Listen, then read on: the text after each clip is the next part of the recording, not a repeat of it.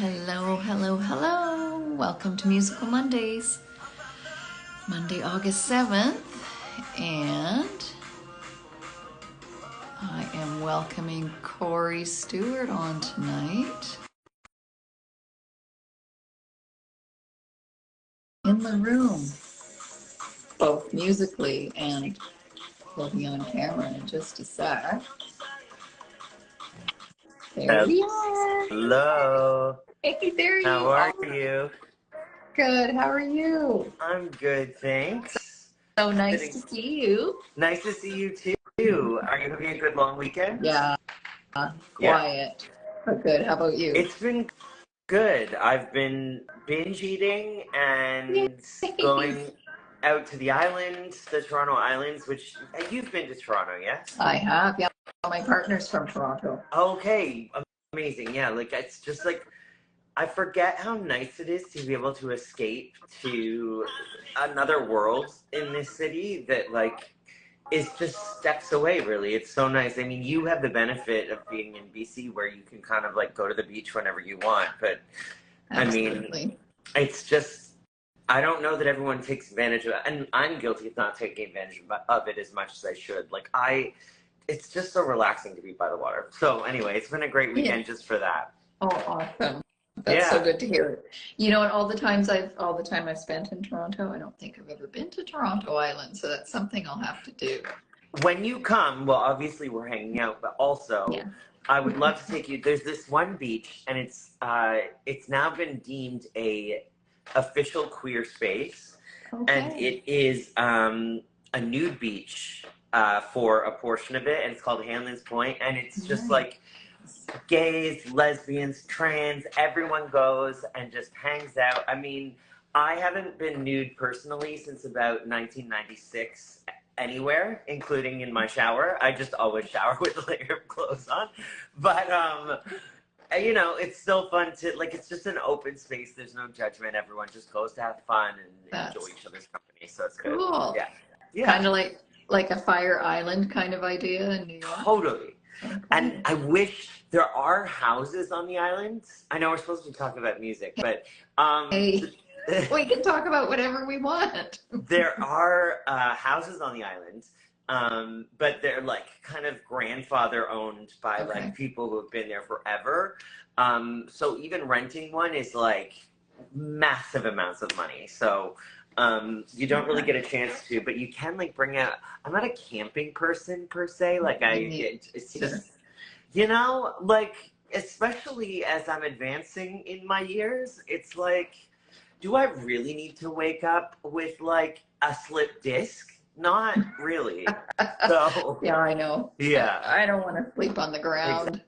Exactly. Glamping. How's your little pup doing? Everything. What's How's that? your puppy doing? Oh, she's good. Actually, she's got a torn toenail right now, so she's a little bit, you know, she's a limpy girl right now. But how does that even happen? I don't know. It's the most bizarre thing. I think she broke it when she was playing the other day. Next time I call in sick for something, I'm going to work for myself, but if I ever have to, I'm just going to say I tore my toenail. I feel like that's an excellent It's a good excuse, eh? Because, like, I don't know what is involved in that. Like, can you walk? Like, it seems like, you know, a mysterious ailment.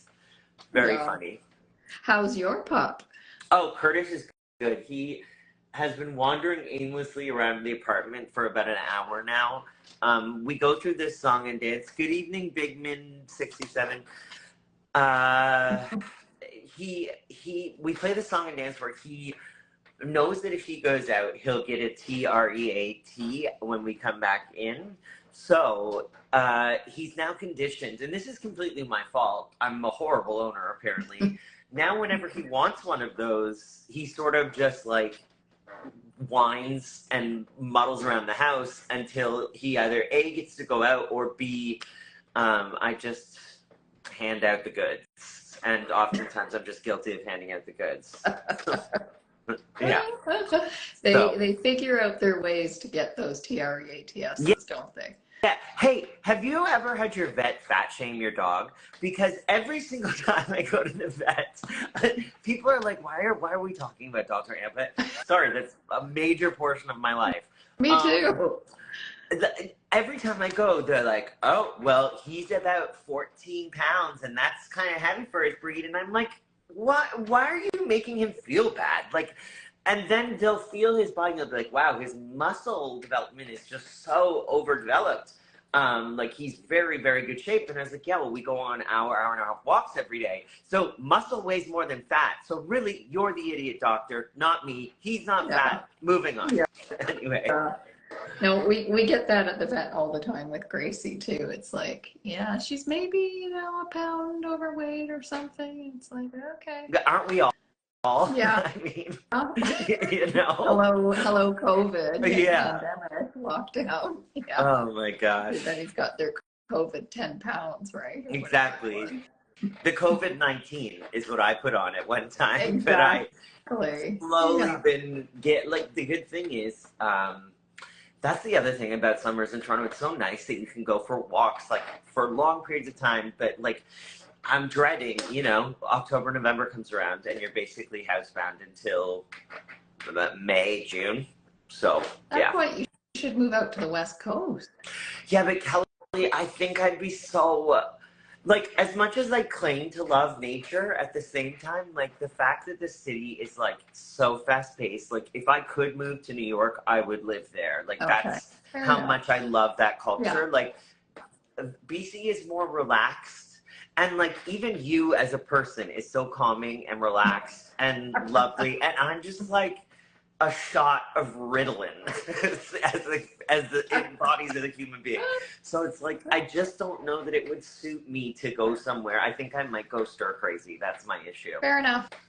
You want the urban jungle rather than the Exactly. Yeah. Exactly. Totally got it. Yeah. Totally got it. Yeah.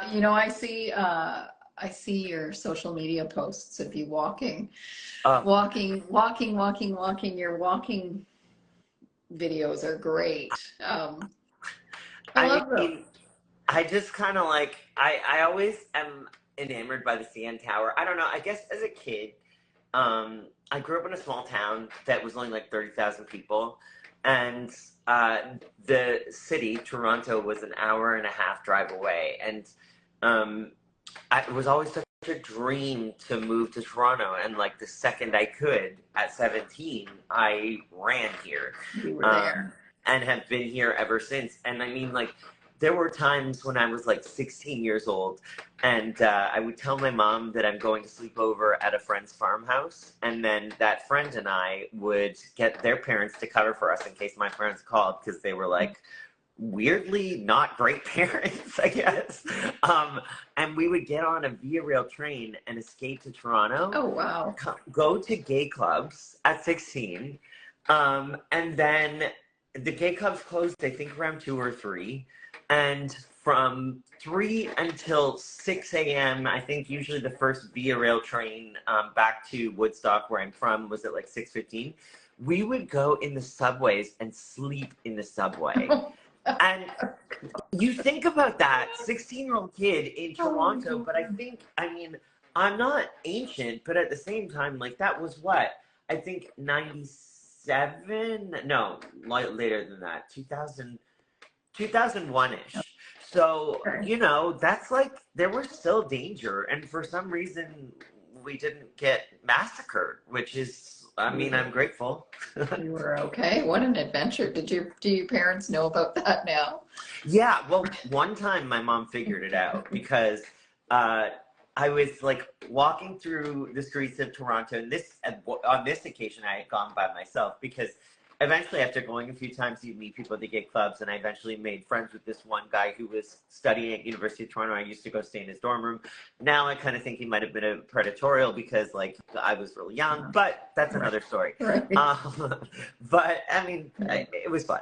So, I was visiting him, and then my mom called in the middle of the day. I could hear like sirens and shit in the background, and I was on the phone, and she's like, "You're in Toronto, aren't you?" And then sort of the jig was up after that. But by that time, it was like I'd done it so many times that it was like, what are you gonna do? And I was already 1 foot out the door by then.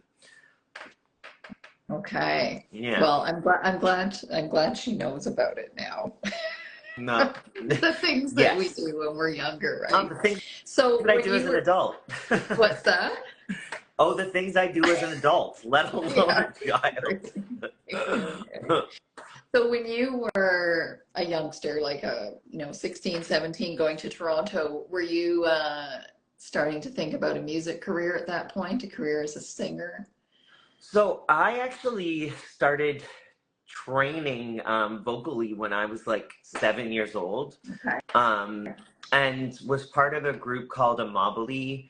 I competed in, there's like this whole thing with the Royal Conservatory, which is who provides the vocal training. And I had a teacher in Woodstock who would teach me, and then I'd go to festivals and compete. And then, which I always really excelled the most in, like, the ones, there were all these very strict restrictions when you perform. Like, you had to stand still, you had to like not really make any movements whatsoever, and just deliver the song, and it was all about technique. So me knowing that, I mean, I'm an okay vocalist, but I'm not like, Whitney Houston over here, right? So my teacher would always be like, try and use your facial expressions as much as possible. And I loved that, because like that's, for me, more than singing, the joy of performing and like entertaining people is what really kind of gets my rocks off. So during these festivals and stuff, I would always be like overacting with my face. And then there was one portion where you were allowed to move, and that was like the Broadway competition. So that's when I'd really get like into it. And that's where I walked away with a couple trophies. Nice. Yeah, look, at my claim to fame is I had trophies when I was like 12 years old. Nice. And then essentially I moved to Toronto, studied drama for about half a semester at George Brown, and then switched to marketing, and ended up just doing that for a while, and worked like probably a total of 87 jobs up until I turned 33. And then at 33, I was like, if I don't try this whole pop music thing before I die, I'm going to regret it, because I've always wanted to. And then, at 33, I released my first EP, and I've sort of been going at it ever since. Yay. Yeah. Yay. And I'm going to go back to a point you made a few minutes ago. You're a fantastic singer, by the way. I love your voice. Thank you. You're very sweet. Well, I'm a fan of yours as well. When did you start music, by the way? I don't even know this. Oh, yeah. Similar to you, when I was young, I did the Conservatory of Music thing too, although I didn't do the competitions. I just did the training, I guess, or the levels. So I guess when did I start? Probably when I was 12 was when I started voice lessons. Okay. I learned the guitar and the French horn and the piano and the violin, like tons of instruments and stuff. Yeah. And I put together a band when I was, with the kids in my neighborhood, which was kind of fun. I think it's a great, thing for kids to do in their developmental years, because I think it just, teaches you discipline, but also there's the sense of creativity. And I had to learn languages and stuff when I was competing for a while. Yeah, me too.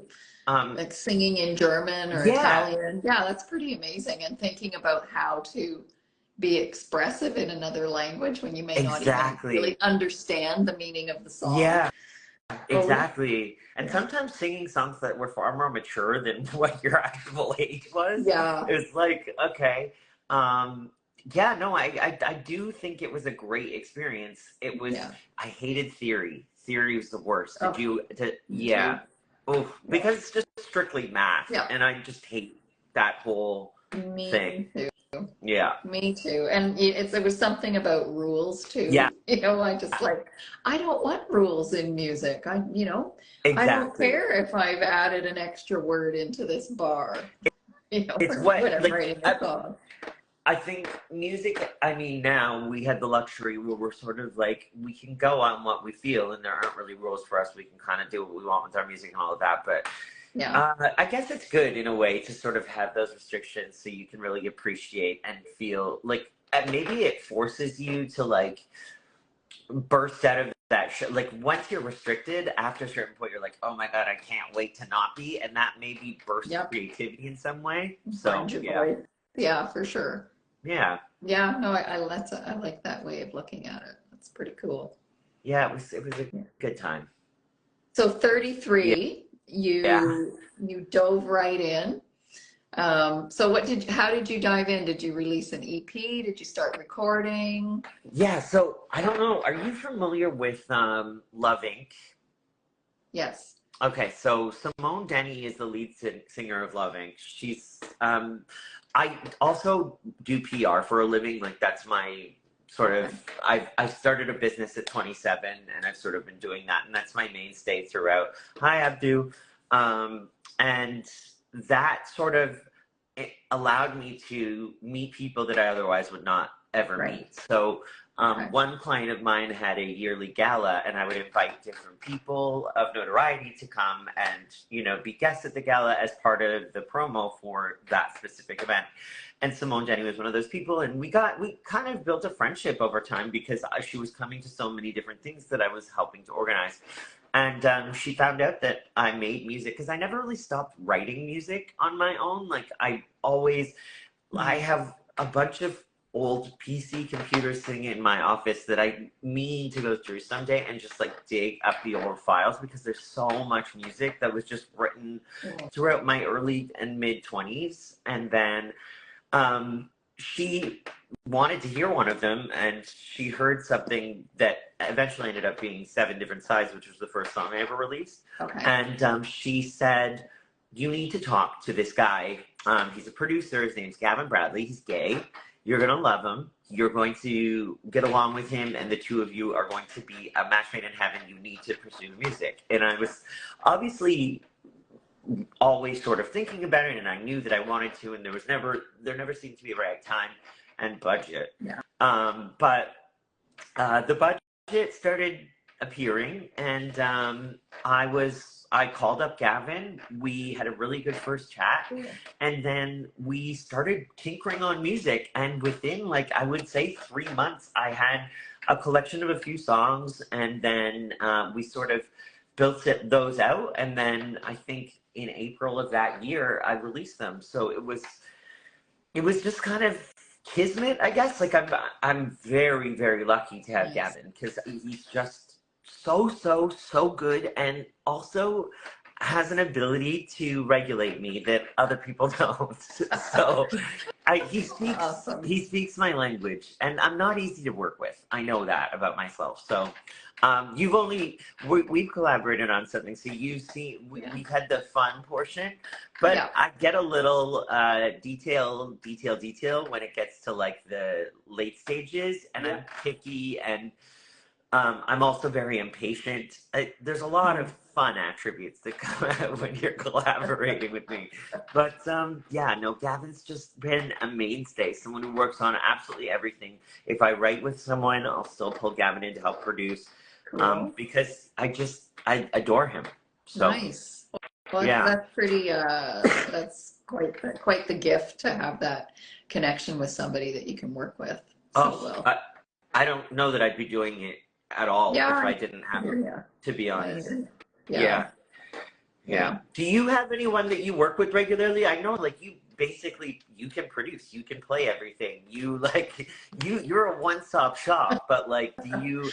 I can, but I like working with people because, I'm very much an extrovert and a people person. So I love the collaboration and the kind of being with other people working on the project. So I have a producer engineer that I met not that long ago, actually, Sheldon Zaharko. He's from Vancouver. And he did my last album, and hopefully he'll do my next too. So, and I've had a number of people over the years that I have worked with. A good friend of mine, Brent Cross, did a couple of my albums too. And it's so fun when you have people that are friends that you can work with to do it, right? it was just like it makes all the difference. I'm sorry, I'm distracted because I'm seeing Jim. Jim, thank Oh, you so much. nice. Jim came to see. There's this one show that I do every year, or I've been lucky enough to do every year, in London, Ontario, which is like about 40 minutes away from where I grew up. Okay. And it's just like so fun. I feel very uninhibited, and I was at an advantage point for that performance because I had just sort of toured a show for the past year. And then this was sort of like the last iteration of that set that I had put together. And it's so much fun. So I'm so glad you liked it, Jim. It's just so much fun. I love being on stage. Whenever I walk off, I'm like, why can't I do this every single day? Right. Yeah. I'm with you on that. It's more addictive than cigarettes. I got to tell you, like, it's just the connection, having fun on stage, and being interactive with people is probably my favorite part. And just like the live feeling, you know, like it's unpredictable and scary a little bit, and that's what's exciting about it. Yeah, absolutely. You don't really know what's going to happen, and every performance is different. I find, you know, like there's something different comes out in a song. Exactly. Each time you perform it. At that show, I move around a lot. So at that show, I was wearing these, like, God, what do you call them when the crotch is low, like it's dropped low? Like the pants are built so there's a famous rapper. No. What did you Are say? they peasant pants? Is that what? Maybe. Okay. I feel. Will we get canceled for saying peasant pants?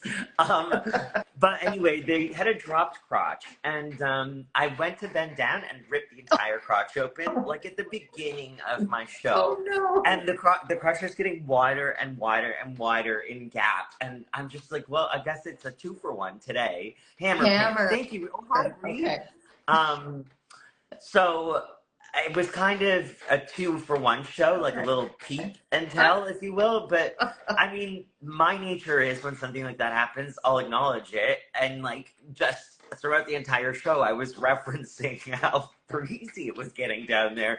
And I mean, ultimately to my benefit, because it was a very humid day, Kelly. Yeah, I bet. So, yeah. Oh my God, the misadventures, hey. Oh, parachute, that's another one. Parachute pants, yeah. Hammer pants, okay. Yeah. I don't know where I got peasant pants from, but. I don't either, Kelly, but we can take that to therapy later. Yeah, okay. I think I will. Hey, any tips that you would give younger musicians starting out, or something that you wish you'd known when you were starting out? I wish that I'd known I could go to school for music production. I really didn't even think that was an option. I guess at that time too, like, I keep dating it, but ultimately there wasn't really a lot of options for myself, and I'm sure for you too. Like, I don't know that there was like, I wasn't really made aware of it, and if it was like some specialty school that cost $1 million, you know, like it wasn't something that, you know, you would get at like a University of Toronto or wherever, right? Yeah. So I would say if music is a passion, like you don't really, at this stage of the game, you don't really need to know a lot. You just need to start doing it, you know, and get into it, experiment. One piece of advice that actually Simone Denny, who I referenced earlier, told me was when you release your first song, make sure that it's something that you're proud of and that you're not going to want to take off streaming in like a couple years.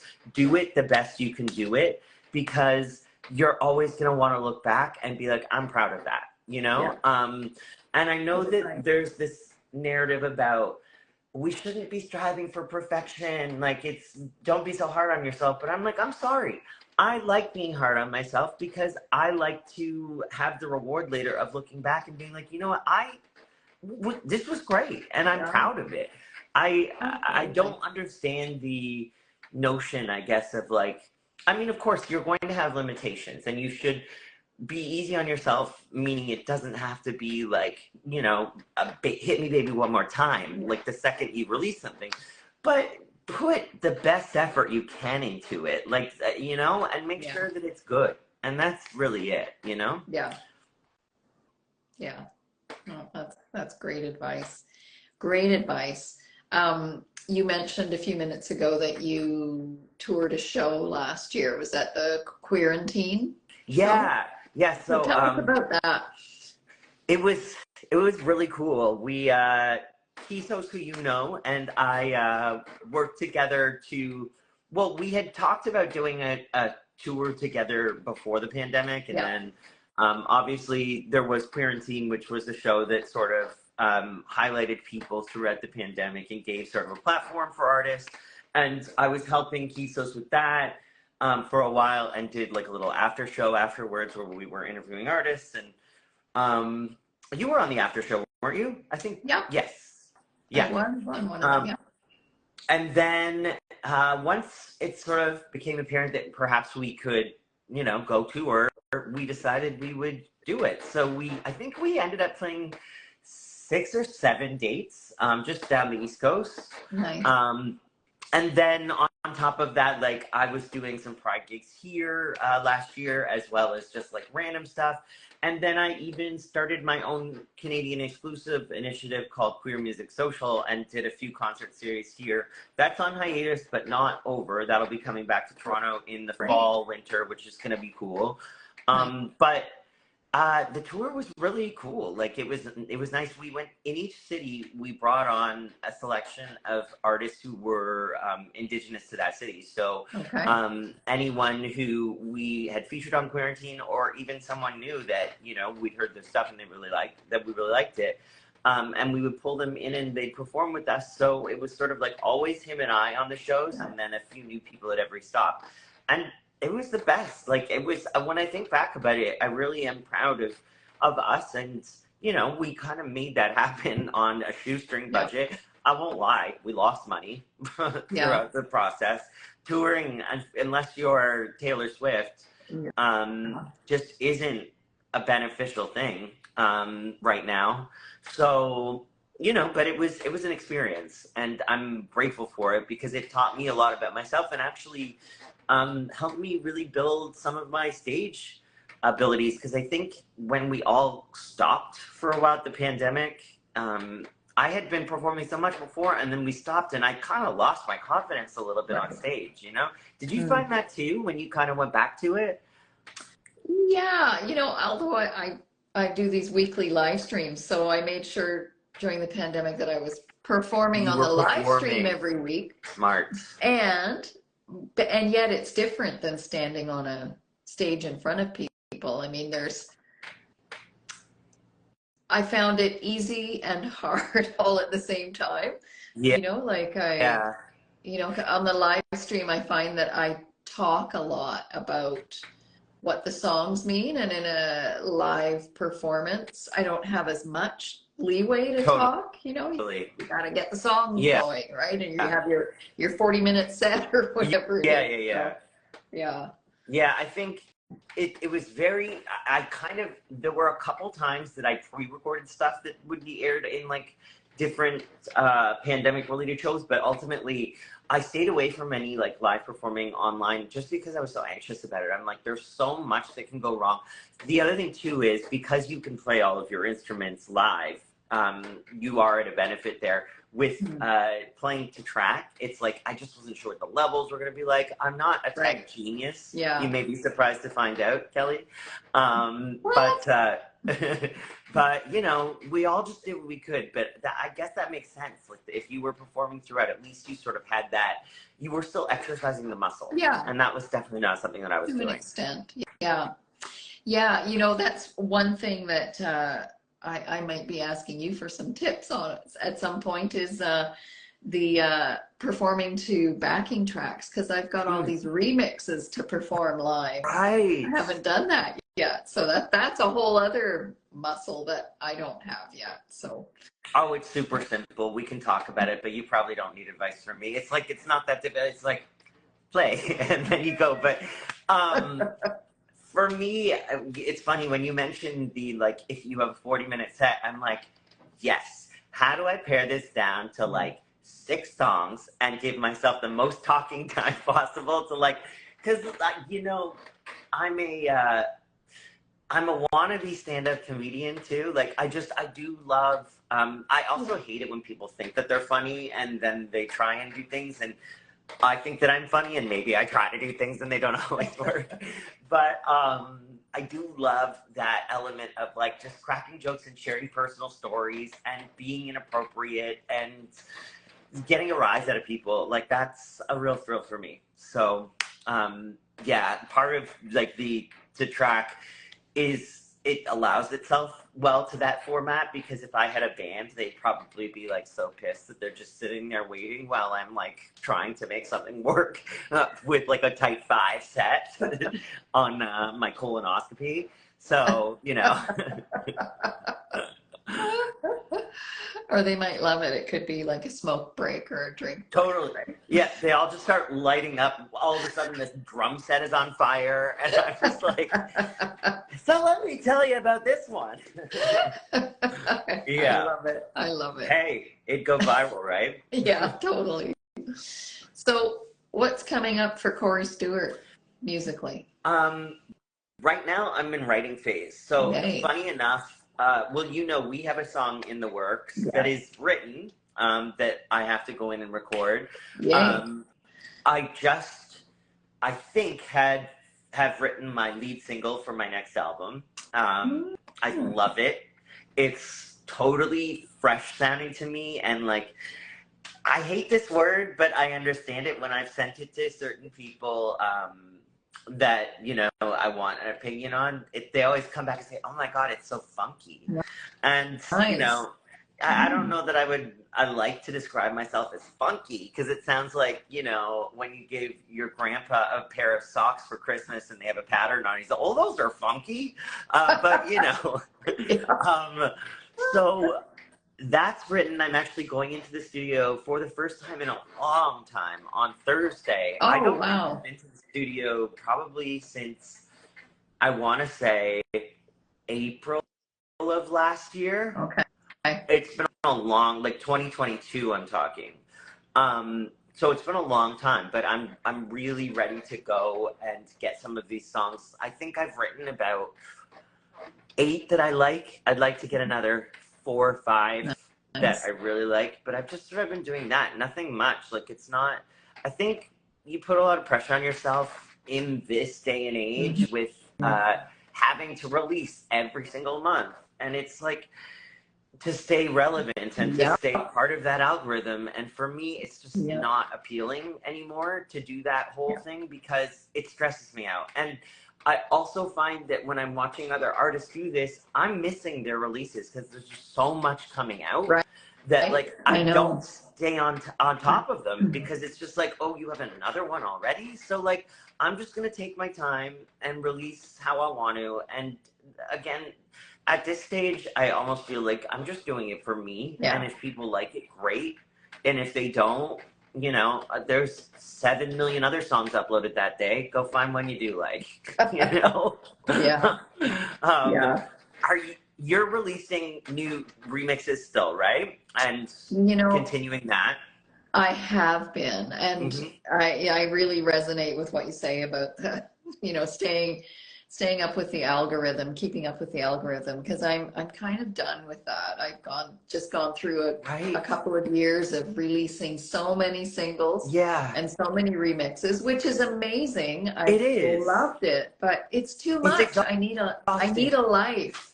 Yeah. You know? And the promo that you have to do with everything, it's like, give me a fucking break. And you have to pay for PR sometimes. Like, you have to do, and like the design of each single art, it's just like, I'm sorry, this is not sustainable. Sorry, I saw Graven said something.